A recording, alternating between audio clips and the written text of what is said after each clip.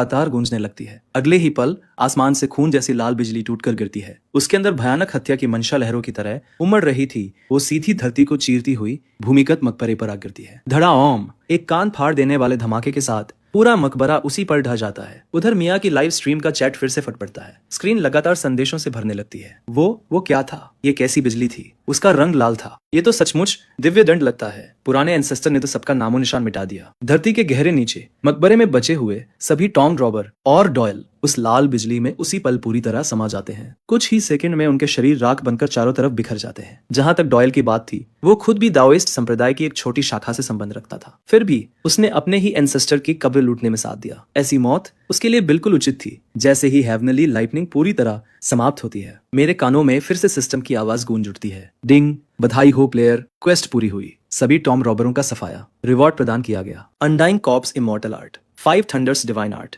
इसके बाद मैं हवा में कदम रखते हुए धीरे धीरे ढहे हुए मकबरे से बाहर निकल आता हूँ। आसमान में छाए थंडर क्लाउड अभी तक गायब नहीं हुए थे। उनके बीच अभी बची हुई बिजली हल्के हल्के चमक रही थी। मेरे शरीर पर पहना ड्रैगन रोब और उसके अंदर का पर्पल रोब तेज हवा में जोर जोर से लहराने लगता है। उसी समय अनडाइंग कॉर्प्स इमॉर्टल आर्ट और 5 थंडर्स डिवाइन आर्ट दोनों मेरे शरीर के अंदर तेजी से एक दूसरे के साथ फ्यूज होने लगते हैं। मेरी शक्ति पागलों की तरह बढ़ने लगती है और अगले ही पल मुझे साफ महसूस हो जाता है। मेरे अंदर 2000 सालों से सोई हुई दाओइस्ट कल्टीवेशन अब धीरे धीरे फिर से जागने लगी थी। आखिर मैं सेलेस्टियल मास्टर वंश का असली उत्तराधिकारी था। इसलिए अपने जीवन काल में सीखी हुई सारी दाओइस्ट तकनीकें अब एक एक करके वापस लौट रही थी। और अब एक पुनर्जीवित जियांगशी होने की वजह से मैं सिर्फ अपनी पुरानी चरम कल्टीवेशन ही वापस हासिल नहीं कर सकता था, बल्कि जियांगशी की शक्तियों को दाओइस्ट दिव्य शक्तियों के साथ भी पूरी तरह मिला सकता था। इस तरह कॉर्प्स और दाओ एक हो जाएंगे। जब वो समय आएगा तो आगे की ऊंचाइयों तक पहुंचना बेहद आसान हो जाएगा। मानो खुद स्वर्ग भी मेरा साथ दे रहा हो। इस विनम्र दाओइस्ट को अब ऐसा मार्ग मिल चुका था जो सीधे हेवनली दाओ की सर्वोच्च चोटी तक जाता था। अगर सही कल्टीवेशन तकनीक मिल जाए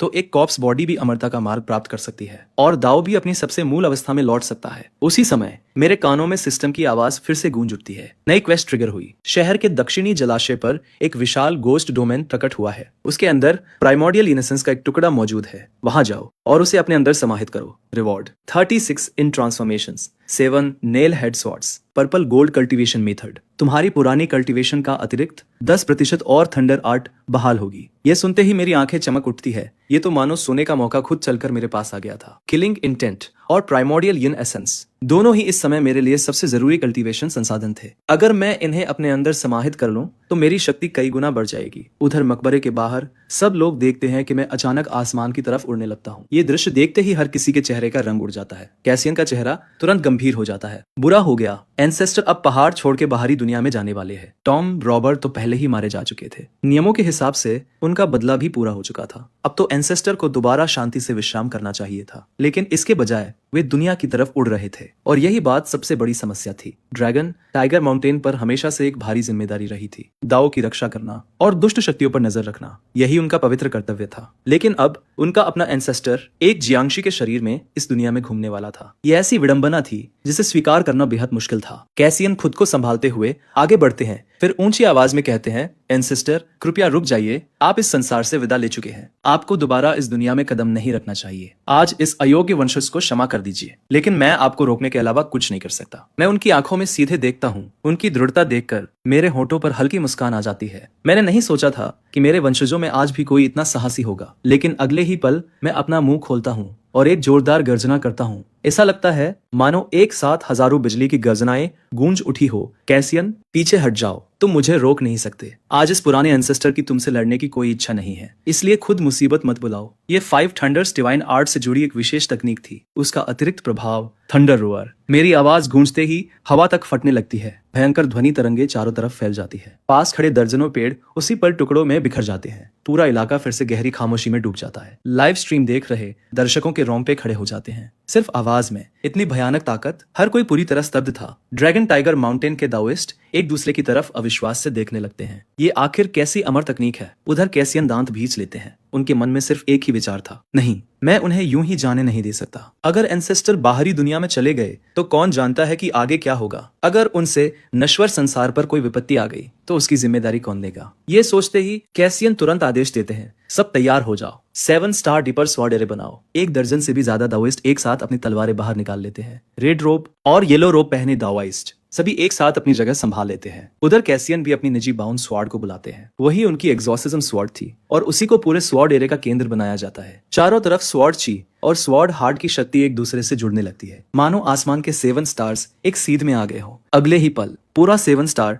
डिपर स्वॉर्ड एरे अनगिनत टूटते हुए उल्का पिंडों की तरह मेरी तरफ टूट पड़ता है। मेरी आंखें हल्की सी सिकुड़ जाती है। मेरे ड्रैगन रूप के नीचे से एक ठंडी चमक निकलती है। मेरी एक्सॉर्सिज्म स्वॉर्ड अपने आप बाहर निकल आती है। उसी समय भयानक थंडर ऊर्जा पूरे शरीर में दौड़ जाती है। मैं गंभीर आवाज में कहता हूँ, pure essence sacred art, newborn strike की पहली तलवार। मैं सिर्फ एक बार तलवार चलाता हूँ। बस उसी एक वार में पूरा 7 स्टार डिपर स्वॉर्ड एरे उसी पल टूटकर बिखर जाता है। वहां मौजूद हर दाविस्ट पीछे की तरफ उड़ जाता है। मेरी स्वॉर्ड ची ने उन्हें छुआ तक नहीं था। सिर्फ उसके दबाव से ही उनके शरीर के अंदर ची और खून बुरी तरह उथल पुथल मचाने लगते हैं। मैं हवा में हाथ बढ़ाता हूँ और मुट्ठी बंद कर देता हूँ। अगले ही पल कैसियन के एग्जॉर्सिज्म स्वॉर्ड भी उनके हाथ से छूटकर सीधे मेरे हाथ में आ जाती है। अब ड्रैगन टाइगर माउंटेन की दोनों सेलेस्टियल मास्टर एग्जॉर्सिज्म स्वॉर्ड मेरे पास थी। ये देखकर कैसियन का चेहरा पूरी तरह सफेद पड़ जाता है। वो घबराकर चिल्ला उठते हैं, नहीं मेरी तलवार। उधर पुलिस, मिया और लाइव स्ट्रीम देख रहे सभी लोग अविश्वास में डूब जाते हैं। यही है पुराने एंसेस्टर की असली ताकत। एक ही वार में पूरा स्वॉर्ड एरे टूट गया। दोनों पक्षों के बीच का अंतर इतना विशाल था कि उसकी तुलना ही नहीं की जा सकती थी। कैसियन का दिल कड़वाहट से भर जाता है। उन्होंने कभी सपने में भी नहीं सोचा था कि वे इतनी आसानी से हार जाएंगे। सारी समझ के हिसाब से ऐसा होना ही नहीं चाहिए था। मैं हल्का सा मुस्कुराता हूँ, फिर शांत स्वर में कहता हूँ, क्या तुम्हें नहीं पता? अपने समय में ये 7 स्टार डिपर स्वॉर्ड एरे मैंने ही बनाया था और तुम मेरे ही बनाए एरे से मुझे रोकने चले थे। ये सुनते ही कैसियन बिल्कुल चुप हो जाते हैं। उन्हें जैसे किसी ने बिजली का झटका दे दिया हो। घबराहट में वे ये बात भूल ही गए थे कि इस एरे का रचयिता खुद उनके सामने खड़ा है। मेरे सामने उस एरे की हर चाल पहले से खुली हुई थी। मैं कैसियन की तलवार वापस उनकी तरफ उछाल देता हूँ। वो सीधे उनके हाथ में आ गिरती है। मैं शांत स्वर में कहता हूँ, अपनी तलवार अपने पास ही रखो। इस विनम्र दाओइस्ट के पास अभी जरूरी काम है। तुम लोगों के साथ खेल खेलने का समय नहीं है। मेरी बात पूरी भी नहीं होती कि मेरा शरीर बिजली की एक चमक में बदल जाता है। अगले ही पल मैं दूर आसमान में गायब हो चुका था। सच कहूँ तो इस वंशज के बारे में मेरी राय काफी अच्छी थी। जब मैं पहली बार उस मकबरे में जागा था तो सबसे पहले उसी ने बिना किसी झिझक के घुटने टेककर मुझे प्रणाम किया था। इससे साफ पता चलता था कि उसे आज भी बड़ों का सम्मान करना आता है। यहाँ तक कि जब उसके एंसेस्टर का रुख पूरी तरह बदल चुका था तब भी उसने वही किया जो उसे करना चाहिए था। और अभी जब मैं यहाँ से जाने लगा तो उसे अच्छी तरह पता था कि वो मुझे रोक नहीं पाएगा। फिर भी वो अपने कर्तव्य से पीछे नहीं हटा। ऐसा साहस सेलेस्टियल मास्टर की उपाधि रखने वाले इंसान के ही योग्य था, और उसके पर्पल गोल्ड रोब के भी। अगर ऐसा नहीं होता तो आज उसकी सेलेस्टियल मास्टर स्वॉर्ड भी मैं अपने पास रख लेता। उधर कैसियन अपने हाथ में वापस आई तलवार को देखते रह जाते हैं। उनके मन में अनगिनत भाव एक साथ उमड़ रहे थे। बुरी खबर यह थी कि एंसेस्टर के सामने आते ही उनकी तलवार उनसे छिन गई थी, लेकिन अच्छी खबर यह थी कि एंसेस्टर का उन्हें मारने का कोई इरादा नहीं था, बल्कि उन्होंने तलवार भी वापस लौटा दी। कैसियन समझ ही नहीं पा रहे थे कि आखिर इस पूरी घटना को किस नजर से देखे। मेरे चले जाने के बाद पुलिस वाले आखिर राहत की सांस लेते हैं। उनमें से एक अधिकारी कैसियन से पूछता है, मास्टर कैसियन, अभी आपने उन्हें रोकने की कोशिश क्यों नहीं की? क्या आपको भी थंडर आर्ट नहीं आती? ये सुनते ही कैसियन उसे घूर कर देखते हैं, फिर झुंझला कर कहते हैं, क्या तुम्हारा दिमाग खराब हो गया है? तुम चाहते हो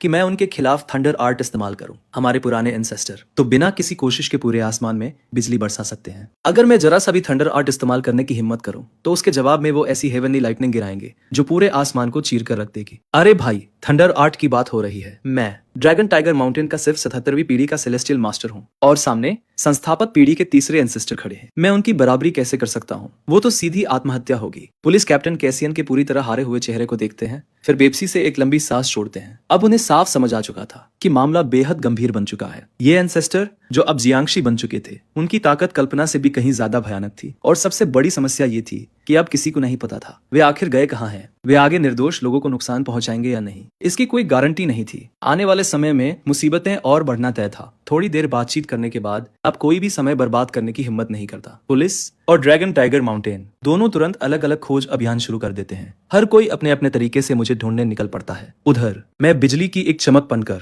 आसमान को चीरता हुआ आगे बढ़ रहा था। मेरे शरीर के चारों तरफ अब भी गाड़ी कॉप्स और फैली हुई थी। मैं कुछ पल के लिए रुकता हूँ, दिशा का अंदाजा लगाता हूँ, फिर पूरी रफ्तार से शहर के दक्षिणी हिस्से की तरफ उड़ पड़ता हूँ। इस समय तक सूरज पूरी तरह डूब चुका था। ड्रैगन टाइगर सिटी धीरे धीरे अंधेरे में डूब रही थी। उधर शहर के दक्षिणी जलाशय के किनारे कुछ युवा कैंप लगाए हुए थे। वे सभी एक शॉर्ट वीडियो प्लेटफॉर्म के छोटे छोटे इन्फ्लुएंसर थे। आज वे यहाँ जंगल में मछली पकड़ने वाली एक स्किट की शूटिंग करने आए थे। कहानी के मुताबिक उन्हें रात का दृश्य भी शूट करना था, इसीलिए उन्होंने वहीं कैंप लगाया और अंधेरा होने का इंतजार किया। लेकिन स्किट खत्म हुए लगभग 2 घंटे बीत चुके थे, फिर भी उनसे कैंप फायर जल ही नहीं रहा था। रात का खाना अब तक शुरू भी नहीं हो पाया था। टीम में मौजूद कई अच्छे कपड़े पहने इन्फ्लुएंसर अब बुरी तरह चिढ़ चुके थे। उधर आग जलाने की जिम्मेदारी संभाल रहा टायलर भी परेशान होकर कहता है, ऐसा नहीं है कि मैं कोशिश नहीं कर रहा, आज रात सच में कुछ गड़बड़ है। आग एक पल के लिए जलती है और अगले ही पल खुद ब खुद बुझ जाती है। एक पुरुष इन्फ्लुएंसर उसकी बात पर भरोसा नहीं करता। वो भौहें सिकोड़कर उसके हाथ से लाइटर छीन लेता है। हटो, मैं जलाकर दिखाता हूँ, सिर्फ इसलिए कि तुम नहीं जला पाए। इसका मतलब ये नहीं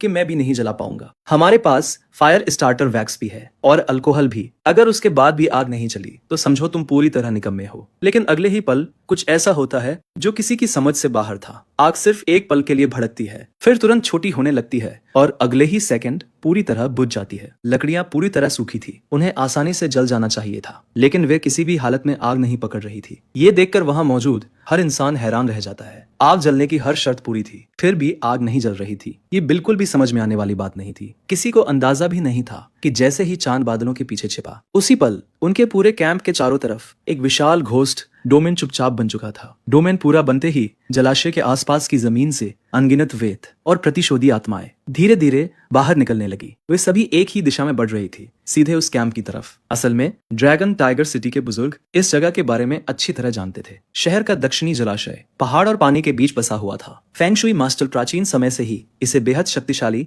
जियोमेंटिक ऊर्जा वाली जगह मानते आए थे। बहुत पुराने समय में ये पूरा इलाका एक विशाल कब्रिस्तान था। बाद में यही एक शमशान बनाया गया, फिर उसके बाद सरकारी कब्रिस्तान भी यहीं स्थापित हुआ। समय बीतने के साथ जलाशय के आसपास का पूरा इलाका सुनसान पड़ गया। इसी वजह से स्थानीय लोग आमतौर पर इस जगह के आसपास भी नहीं जाते थे। लेकिन इन इन्फ्लुएंसरों को इस इतिहास के बारे में जरा भी जानकारी नहीं थी। उन्हें सिर्फ इतना पता था कि दक्षिणी जलाशय का नजारा बेहद खूबसूरत है और हाल के दिनों में ये जगह शॉर्ट वीडियो बनाने वालों के बीच बहुत लोकप्रिय हो गई है। काफी कोशिशों के बाद भी कैंप फायर किसी भी तरह जलने का नाम नहीं ले रहा था। आखिरकार उनमें से कई लोग झुंझलाकर गालियां बड़बड़ाते हुए अपने अपने टेंट में जाकर आराम करने लगे। लेकिन जैसे ही वे टेंट के अंदर पहुंचे, चारों तरफ का माहौल अचानक बदल गया। चांदनी के नीचे अनगिनत भूतिया सफेद परछाइयां अचानक दिखाई देने लगी। वे धीरे धीरे सभी टेंटों को चारों तरफ से घेरने लगी। उधर एक टेंट के अंदर इन्फ्लुएंसर एजेंसी का मालिक मार्क्स बियांका के साथ रेड वाइन पीते हुए एक बिजनेस डील पर बात कर रहा था। लेकिन अगले ही पल उसे अचानक कुछ अजीब महसूस होता है। ऐसा लगा मानो किसी भारी चीज ने उसके कंधों पर हाथ रख दिया हो। वो तुरंत पीछे मुड़ता है और अगले ही पल डर के मारे उछल पड़ता है। उसे पता ही नहीं चला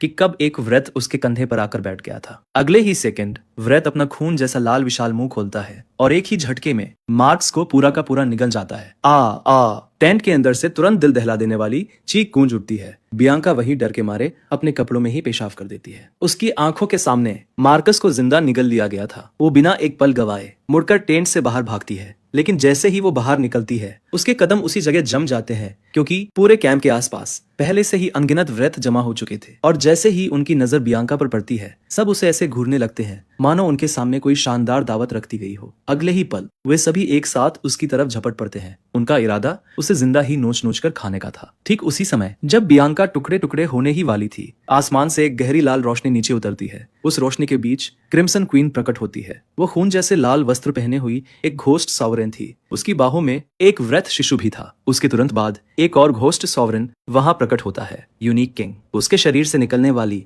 यिन ऑरा क्रिम्सन क्वीन से भी कहीं ज्यादा भारी थी। उसने छिंग राजवंश के यूनिक अधिकारियों जैसे वस्त्र पहन रखे थे। उसे देखकर ऐसा लगता था मानो कोई बड़ा यूनिक अधिकारी निरीक्षण पर निकला हो। उसके एक हाथ में सफेद औपचारिक फ्लाई विस्क था। जैसे ही उसने सामने का दृश्य देखा, वो गुस्से से गरज उठा, तुम लोग आखिर कर क्या रहे हो? हमारा खाना छीन रहे हो। उनकी महिमा और हमारी लेडी ने अभी तक भोजन भी नहीं किया और तुम जैसे घटिया व्रत पहले ही खाने बैठ गए। दोनों घोस्ट सावरन के आते ही पूरा इलाका एकदम शांत हो जाता है। सभी व्रत एक दूसरे की तरफ देखने लगते हैं। आखिरकार वे चुपचाप अपनी पकड़ में आए सभी इन्फ्लुएंसरों को उठाकर दोनों घोस्ट सावरन के सामने भेंट की तरह पेश कर देते हैं। क्रिम्सन क्वीन संतुष्ट होकर हल्का सा सिर हिलाती है। फिर वो उनमें से सबसे गोरी चमड़ी वाली लड़की को चुन लेती है। वो उसका चेहरा अपने हाथ में लेकर ध्यान से देखने लगती है, फिर अपनी जीभ निकालकर उसका स्वाद चखती है। लेकिन अगले ही पल उसकी भौहें जोर से सिकुड़ जाती है। थू, वो तुरंत सब कुछ थूक देती है। फिर घृणा से कहती है, ये क्या है? ये आखिर किस चीज का स्वाद था? असल में वो उस लड़की की जीवित यांग ऊर्जा का स्वाद देना चाहती थी, लेकिन उसके मुंह में तो फाउंडेशन मेकअप भर गया था। अब उस लड़की के चेहरे का ज्यादातर मेकअप चाट कर उतर चुका था और उसके नीचे छिपा असली चेहरा पूरी तरह दिखाई देने लगा। ये देखकर पास खड़ा यूनिक किंग भी चौंक जाता है। ये कैसी जादूगरी है, पहले और बाद के चेहरे में जमीन आसमान का फर्क है। वो अभी उस लड़की को इतना मोटा मेकअप लगाने के लिए डांटने ही वाला था कि तभी क्रिम्सन क्वीन की गोद में पड़ा वृद्ध शिशु अचानक जोर जोर से रोने लगता है। उसे पास ही मौजूद जीवित यांग ऊर्जा की गंध मिल चुकी थी। वो अपना मुंह पूरा खोल देता है। उसके अंदर सुई जैसे नुकीले छोटे छोटे दांत साफ दिखाई दे रहे थे। उसकी तीखी चीख इतनी डरावनी थी कि सुनने वाले का दिमाग तक सुन्न हो जाए। बाकी बचे सभी इन्फ्लुएंसर डर के मारे कांपने लगते हैं। उनके पैरों के नीचे फिर से पेशाब फैल जाता है। ये देखकर दोनों गोस्ट सॉवरेन साफ तौर पर चिढ़ जाते हैं। तुम्हें बस खाना ही सूझता है, खाना खाना और बस खाना। ठीक है लो, पहले इसे ही खा लो। क्रिम्सन क्वीन वृद्ध शिशु की गर्दन पकड़कर उसे उसकी कपड़े की पोटली से बाहर खींच लेती है। वो उसे बिल्कुल किसी खिलौने की तरह बेपरवाही से उठाए हुए थी, लेकिन उस वृद्ध शिशु को जरा भी दर्द नहीं होता। उल्टा वो जोर से मुस्कुराने लगता है और खिलखिलाकर हंसने लगता है। ऐसा लग रहा था मानो दोनों किसी बेहद अजीब और डरावने खेल का मजा ले रहे हो। उधर घोस्ट डोमेन की सीमा के बाहर मैं पहले ही दक्षिणी जलाशय के ऊपर पहुंच चुका था। मैं हवा में खड़ा था, मानो धरती और आसमान के बीच ठहर गया हूँ। मेरे नीचे गाढ़ी इन ऊर्जा पूरे इलाके में स्थिर होकर फैली हुई थी। मैं अपनी स्पिरिचुअल आई खोलता हूँ। मेरी सुनहरी जियांगशी दृष्टि नीचे की तरफ फैल जाती है और काले धुएं के भीतर छिपी हर चीज एक पल में साफ दिखाई देने लगती है। नीचे अनगिनत व्रत पूरे इलाके में फैले हुए थे और उनमें 3 घोस्ट सावरिन सबसे अलग दिखाई दे रहे थे। इतनी शुद्ध यिन ऊर्जा एक जियांगशी के शरीर के लिए सर्वोच्च पोषण से कम नहीं थी। मेरे लिए ये तीनों घोस्ट सॉवरेन ऐसे थे मानो सामने 3000 साल पुराने जिनसिंग रखे हों। बेहद दुर्लभ और सबसे उत्तम भोजन। मैं बिना हिचकिचाए एक कदम आगे बढ़ाता हूँ और सीधे घोस्ट डोमेन के अंदर उतर जाता हूँ। उसी समय जब वृद्ध शिशु उस इन्फ्लुएंसर को काटने ही वाला था, आसमान से अचानक एक तीखी चीरती हुई आवाज गूंजती है। अगले ही पल गाड़ी काली कॉप्स ऑरा से घिरी एक आकृति सीधे आसमान से नीचे गिरती है। वो अपने बल पर घोस्ट डोमेन के काले धुंध वाले अवरोध को चीरते हुए भीतर प्रवेश कर जाती है। मेरे अचानक प्रकट होते ही वहां मौजूद अनगिनत वृत्त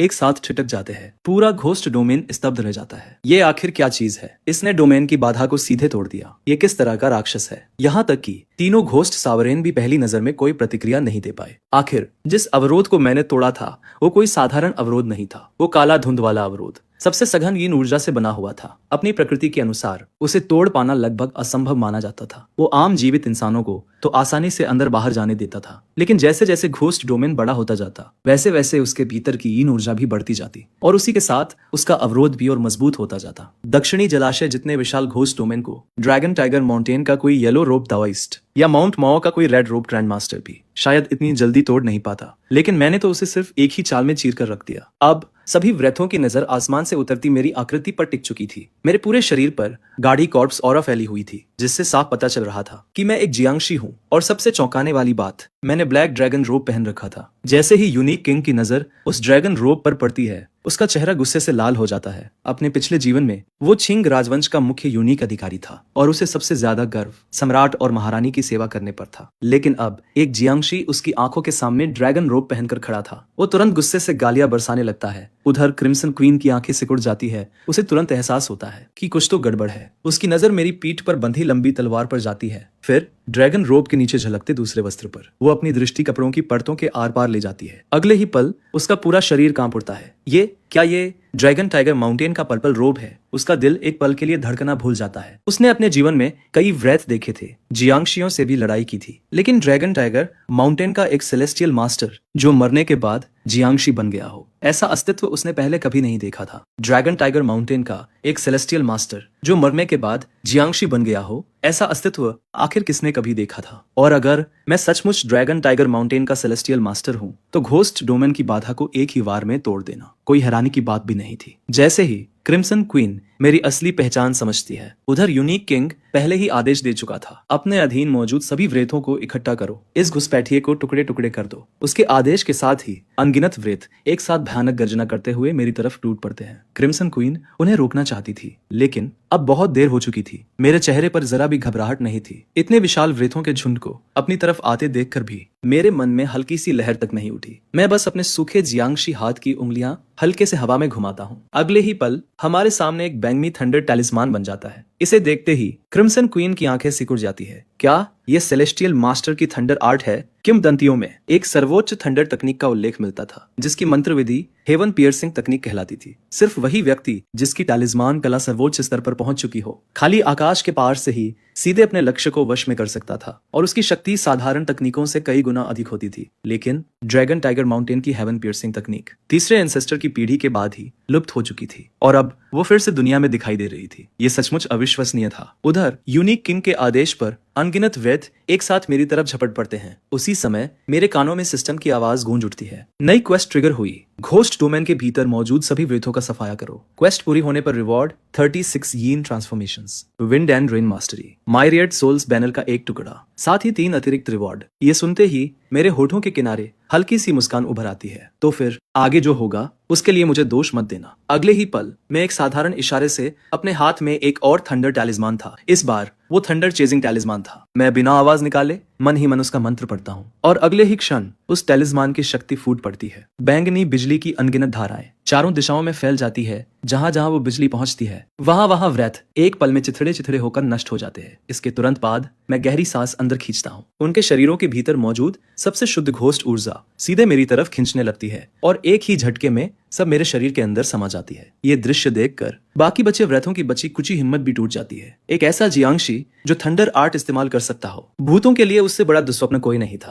पूरा घोस्ट डोमेन अफरा तफरी में बदल जाता है। व्रत डर के मारे चीखते हुए हर दिशा में भागने लगते हैं। उनकी समझ से बिल्कुल बाहर था कि जिससे वे कुछ क्षण पहले मिलकर घेर रहे थे, वो देखते ही देखते एक अजेय दानव बन चुका था। मैं हल्के से हंस पड़ता हूँ। अफसोस, क्या तुम्हें सच में लगता है कि इस विनम्र दाओइस्ट की थंडर आर्ट से बचकर भाग जाओगे? सभी प्राणी समान हैं। आज तुम में से एक भी जिंदा यहाँ से बाहर नहीं जाएगा। मैं एक बार फिर हाथ लहराता हूँ। इस बार एक और थंडर टैलिस्मान प्रकट होता है। ये था थंडर पर्जिंग टैलिस्मान। अगले ही पल पूरा घोस्ट डोमेन लगातार गूंजते मंत्रों से भर जाता है, और अंत में अनुष्ठान का अंतिम आदेश पूरा होते ही धड़ा टैलिस्मान विस्फोट कर देता है। इसकी शक्ति अभी वाले थंडर चेजिंग टैलिस्मान से कई गुना अधिक भयानक थी। चारों तरफ फैलती थंडर लाइट पूरे घोस्ट डोमेन को दिन की तरह उजला बना देती है। जो सैकड़ों व्रत किसी तरह भागने की कोशिश कर रहे थे, वे उसी जगह बिना कोई निशान छोड़े भस्म हो जाते हैं। उस बिजली के महासागर से एक भी व्रत बचकर नहीं निकल पाता। उधर जैसे जैसे मैं भारी मात्रा में शुद्ध घोस्ट ऊर्जा अपने अंदर समाहित करता हूँ, वैसे वैसे मेरे कॉर्प्स शरीर का मांस धीरे धीरे फिर से जीवंत होने लगता है। मेरे पूरे शरीर में एक ऐसी तृप्ति की अनुभूति फैलने लगती है जिसे शब्दों में बयान करना लगभग असंभव था। ऐसा लग रहा था मानो मेरे शरीर का हर हिस्सा इस शक्ति से भर चुका हो। वो एहसास वाकई अद्भुत था। उधर कुछ दूरी पर खड़े तीनों घोस्ट सॉवरेन पूरी तरह स्तब्ध रह जाते हैं। यूनिक किंग कांपते हुए अपनी उंगलियां मोड़ता है। उसका पूरा शरीर सिर से पैर तक थरथरा रहा था। ये आखिर है क्या? ये जियांशी है या दाओइस्ट? एक जियांशी थंडर आर्ट कैसे इस्तेमाल कर सकता है? क्या हम सबकी आंखें धोखा खा रही है? ये तो पूरी तरह बेतुकी बात है। नहीं, ये तो बेतुकापन भी पार कर चुकी है। उसके बगल में क्रिम्सन क्वीन के दिल में भी सिहरन दौड़ जाती है। उसी पल उसके मन में भाग जाने का विचार पैदा हो जाता है। वो साफ महसूस कर सकती थी कि इस जियांशी से कैसी भयावह शक्ति निकल रही थी, और उसके भीतर मौजूद थंडर आर्ट एक ऐसी रहस्यमयी आभा बिखेर रही थी जिसकी गहराई का अंदाजा लगाना भी असंभव था। ये प्राचीन जियांशी चाहे तो उंगलियां चटकाकर पूरे घोस्ट डोमेन का अस्तित्व मिटा सकता था। वो धीरे धीरे पीछे हटने लगती है, फिर बेहद धीमी आवाज में कहती है, इसके कपड़े और इसके दिव्य आर्टिफैक्ट देखकर ये निश्चित रूप से ड्रैगन टाइगर माउंटेन का कोई प्राचीन एंसेस्टर है जो दोबारा जीवित हुआ है। इस हालत में अगर कोई 5000 साल पुराना घोस्ट एम्परर भी यहाँ आ जाए तो पहले उसे भी 2-4 थप्पड़ खाने पड़ेंगे। यहाँ तक कि अगर ब्लैक एंड व्हाइट इम्परमेनेंस भी इसके सामने आ जाए तो उन्हें भी पहले पूरे सम्मान के साथ प्रणाम करना पड़ेगा, और उसके बाद भागना ही बेहतर होगा। मैं तो पहले ही चलती हूँ, अलविदा। क्रिम्सन क्वीन का पहले भी ड्रैगन टाइगर माउंटेन से सामना हो चुका था। उसे वहां के सेलेस्टियल मास्टर्स की वंश परंपरा के बारे में अच्छी जानकारी थी, इसलिए अब उसे पूरा यकीन हो चुका था कि मेरे सामने खड़ा ये जियांशी ड्रैगन टाइगर माउंटेन का कोई प्राचीन सेलेस्टियल मास्टर ही था जो मरने के बाद दोबारा जाग उठा था। वो किसी भी कीमत पर बाकी सबके साथ मरना नहीं चाहती थी, इसलिए वो तुरंत वहां से निकलने का फैसला कर लेती है। लेकिन गठबंधन का ख्याल रखते हुए जाने से पहले वो व्रत शिशु और यूनिक किंग को भी चेतावनी देती है। फिर बिना एक बार भी पीछे देखे सीधे भाग निकलती है। उसके मन में सिर्फ एक ही विचार था, मेरे साथ ही मर जाएं तो मर जाएं, बस मैं बच जाऊं। इतना कहकर उसका शरीर लाल रोशनी में बदल जाता है और अगले ही पल वो पूरी तरह गायब हो जाती है। उधर यूनिक किंग और वृद्ध शिशु एक दूसरे की तरफ देखते हैं। दोनों के चेहरों पर डर साफ दिखाई दे रहा था। ड्रैगन टाइगर माउंटेन का पुनर्जीवित इंसेस्टर।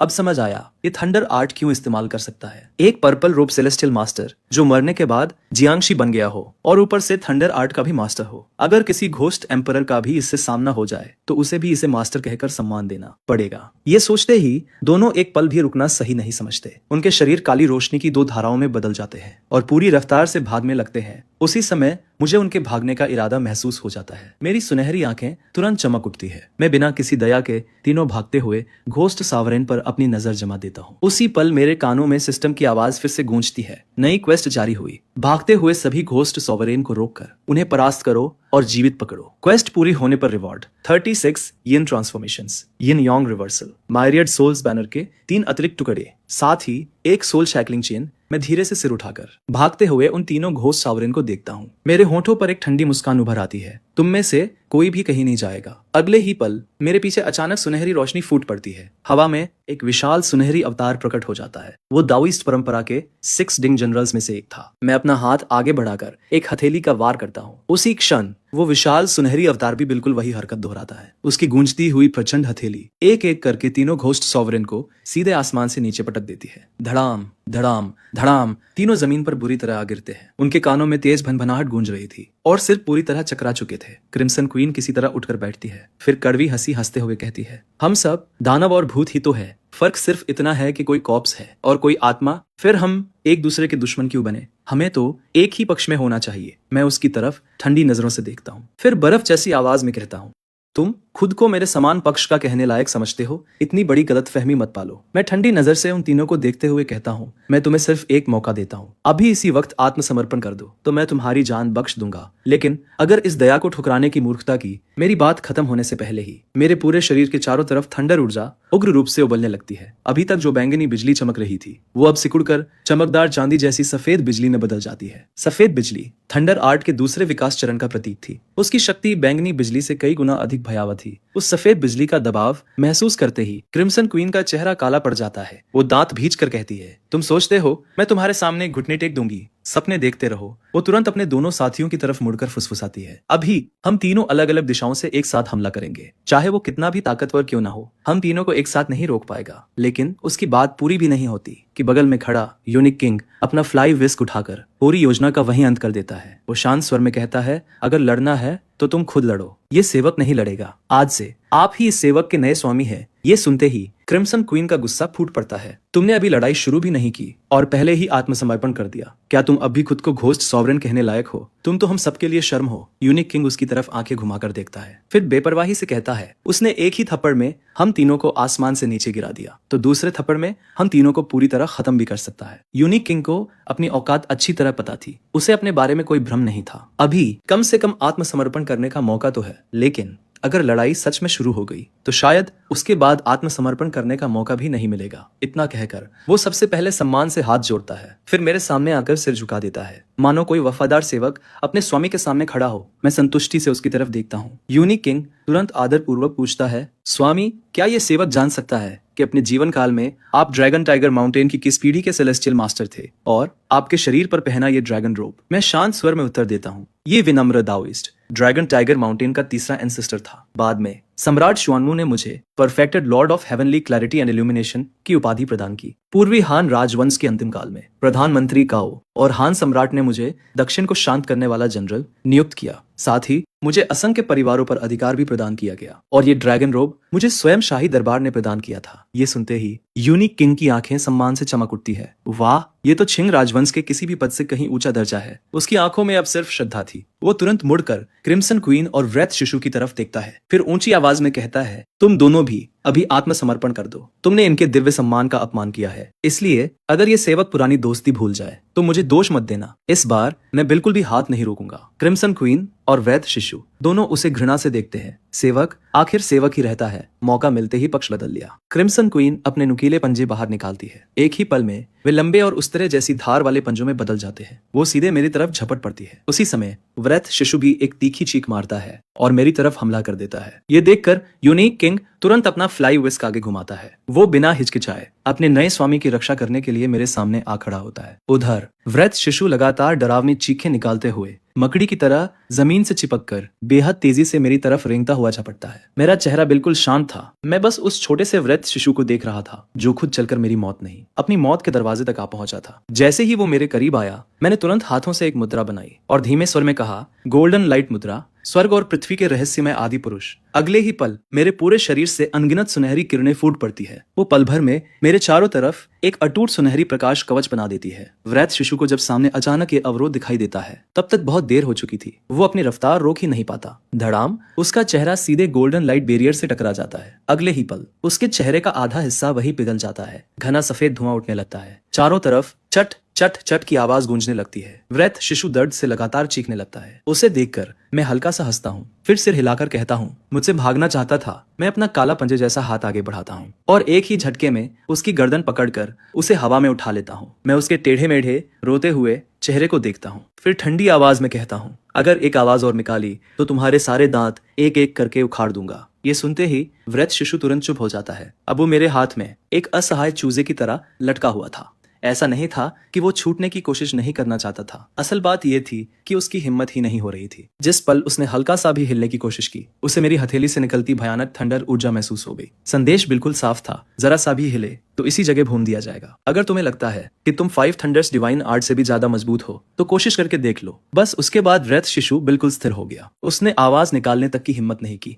उधर क्रिम्सन क्वीन ये सब देखकर अंदर ही अंदर बुरी तरह झुंझला रही थी। एक तरफ यूनिक किंग बीच लड़ाई में ही पक्ष बदल चुका था और दूसरी तरफ वृद्ध शिशु एक ही पल में पकड़ लिया गया। बेकार, पूरी तरह निकम्मे साथी। वो मन ही मन गुस्से से उन्हें कोसती है। अगले ही पल वो अपनी पूरी शक्ति छोड़ देती है। घोस्ट सॉवरेन स्तर की भयावह आभा चारों दिशाओं में फैल जाती है। उसके आसपास हत्या की मंशा से भरा एक बर्फीला क्षेत्र बन जाता है। ये देखकर मैं हल्का सा भौं उठाता हूँ। इस क्रिम्सन क्वीन में सचमुच क्षमता है। वो यूनिक किंग और वृद्ध शिशु दोनों से कहीं ज्यादा शक्तिशाली थी। वृद्धों के बीच वो वास्तव में सबसे अलग थी। मैं हाथ से स्वॉर्ड मुद्रा बनाता हूँ, फिर शांत स्वर में कहता हूँ, यूनिक किंग पीछे हट जाओ। ये सुनते ही यूनिक किंग बिना एक पल गवाए पीछे हट जाता है। वैसे भी लगातार लड़ते लड़ते वो काफी थक चुका था। मैं बस हल्के से हाथ घुमाता हूँ। अगले ही पल सेलेस्टियल मास्टर की एग्जॉर्सिज्म स्वॉर्ड अपने आप म्यान से बाहर निकल आती है। मैं हवा में एक स्वॉर्ड अवेकनिंग टेलिस्मान बनाता हूँ और उसकी शक्ति सीधे पवित्र तलवार में प्रवाहित कर देता हूँ। अगले ही पल तलवार पूरे घोस्ट डोमेन में घूम जाती है। वो अंधकार को चीरती हुई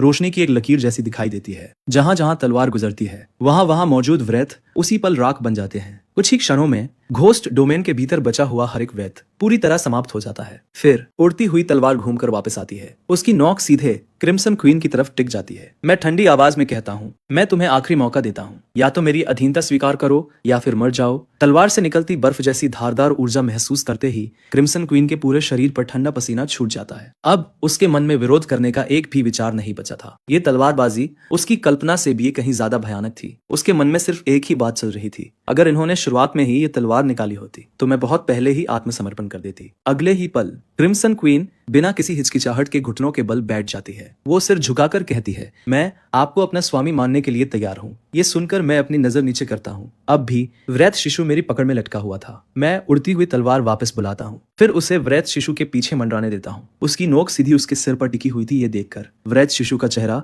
तुरंत पीला पड़ जाता है। वो घबराकर चिल्लाता है, ठीक है, मैं भी आत्मसमर्पण करता हूँ। स्वामी, मुझसे गलती हो गई। मैं कसम खाता हूँ आज से मैं पूरी तरह आपकी आज्ञा का पालन करूंगा। इतना कहते ही तीनों घोस्ट सॉवरेन पूरी तरह मेरे अधीन हो जाते हैं। उसी समय मेरे कानों में सिस्टम की आवाज गूंज उठती है, डिंग, क्वेस्ट पूरी हुई। सिस्टम एक एक करके सभी रिवॉर्ड मुझे प्रदान कर देता है। मैं तुरंत विंड एंड रेन मास्टरी और यिन यांग रिवर्सल, इन दोनों शक्तिशाली तकनीकों को अपने अंदर समाहित कर लेता हूँ। उनकी शक्ति को पूरी तरह आत्मसात करने के बाद मैं 36 इन ट्रांसफॉर्मेशंस की इन दोनों तकनीकों में पूर्ण महारत हासिल कर लेता हूँ। पहले से मौजूद बीन सोल्जर स्पेल और 7 नेल हेड स्वॉर्ड्स को मिलाकर अब मेरे पास 36 इन ट्रांसफॉर्मेशंस की कुल 4 तकनीकें आ चुकी थी। साथ ही मैंने मायरियड सोल्स बैनर के 6 टुकड़े भी इकट्ठा कर लिए थे और इसके अलावा मुझे एक सोल शैकलिंग चेन भी मिली। मैं उसे अपने हाथ में उठाकर ध्यान से देखने लगता हूँ। वो एक काली लोहे की जंजीर थी जिस पर अंडरवर्ल्ड की खून जैसी लाल आत्मा बांधने वाली रहस्यमयी मंत्र लिपियां खुदी हुई थी। उसे हाथ में लेकर मेरा मन ही नहीं कर रहा था कि उसे वापस रखूं। अगर मेरी याददाश्त सही है तो ये वस्तु सिर्फ अंडरवर्ल्ड में ही इस्तेमाल की जाती है। यहाँ तक कि साधारण घोस्ट कैचर भी ऐसी जंजीर आसानी से हासिल नहीं कर सकते। इसमें कोई शक नहीं कि ये एक अनमोल खजाना था जिस किसी दानव या आत्मा को इस सोल शैकलिंग चेन से बांध दिया जाए उसके लिए आजाद होना लगभग असंभव था। कुछ मामलों में इसकी शक्ति ड्रैगन टाइगर माउंटेन के टेलिस्मान से भी अधिक थी। सभी रिवॉर्ड लेने के बाद मैं अपनी नजर सामने खड़े तीनों घोस्ट सवारन पर डालता हूँ। फिर शांत स्वर में कहता हूँ, तुम तीनों अपना अपना घोस्ट कोर मुझे सौंप दो। ये सुनते ही तीनों के चेहरे पर डर साफ दिखाई देने लगता है, लेकिन उनकी ताकत मेरे सामने कुछ भी नहीं थी। इसलिए आखिरकार उन्हें आज्ञाकारी होकर अपने अपने घोस्ट कोर मुझे सौंपने पड़ते हैं। आखिर किसी घोस्ट का घोस्ट कोर अपने पास रखना उसकी पूरी शक्ति पर नियंत्रण रखने का सबसे आसान तरीका था। मुझे भूतों और दानवों पर कभी पूरा भरोसा नहीं था। उनकी सबसे बड़ी कमजोरी अपने हाथ में रखना ही मेरे लिए सबसे सुरक्षित तरीका था। कुछ देर बाद यूनिक किंग पहले वाले इन्फ्लुएंसरों में से कुछ लोगों को मेरे सामने लेकर आता है। वे वही लोग थे जिन्हें अभी तक किसी ने नहीं खाया था। वो सम्मान से पूछता है, स्वामी, इन जीवित मनुष्यों का क्या किया जाए? अगर चाहें तो आप इन्हें भोजन बना सकते हैं। मैं सामने कांपते हुए उन लोगों की तरफ देखता हूँ। मेरे चेहरे पर जरा भी रुचि नहीं थी। ये लोग आखिर घोस्ट डोमेन के अंदर पहुंचे कैसे? उधर वे युवा इन्फ्लुएंसर पहले ही डर के मारे आधे मरे हुए थे। वे तो सिर्फ वीडियो शूट करने निकले थे, लेकिन सीधे घोस्ट डोमेन के अंदर आ फंसे। शायद किसी इंसान की किस्मत इससे ज्यादा खराब नहीं हो सकती थी। कुछ ही देर पहले पूरे घोस्ट डोमेन में अफरा तफरी मची हुई थी। उन्हें लगा था कि उसी मौके का फायदा उठाकर वे जान बचाकर भाग जाएंगे, लेकिन अगले ही पल यूनिक किंग ने उन्हें फिर से जमीन पर दबोच लिया और जब उन्होंने सिर उठाकर देखा तो उनकी हालत और भी खराब हो गई। यहाँ एक असली जियांशी भी है। पहले वे वृथों के